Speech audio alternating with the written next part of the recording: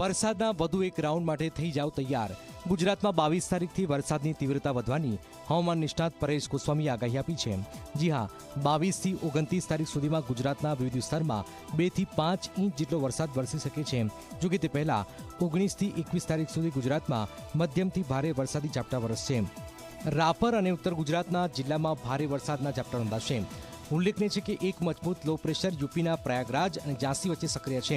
Low pressure આગળ વધીને 19મી તારીખે ગુજરાત સુધી આવશે, જેથી 19 થી 22 સુધી મધ્યમથી ભારે વરસાદી ઝાપટા નોંધાશે।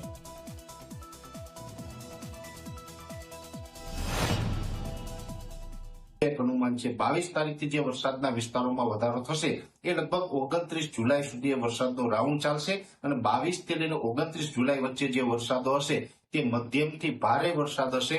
સાર્વત્રિક ઓલ ઓવર ગુજરાતને લાભ આપે એ પ્રકારના વરસાદો હશે, જેમાં 2 થી લઈ અને 5-7 ઇંચ સુધીના વરસાદો છે એ નોંધાઈ શકે છે। પણ 22 થી 29 જુલાઈનો જે વરસાદનો રાઉન્ડ ચાલુ થાય એ પૂર્વે 19, 20 અને 21 તારીખ દરમિયાન પણ રાજ્યની અંદર છૂટાછવાયા વરસાદના ઝાપટાઓની સંભાવનાઓ હાલ દેખાય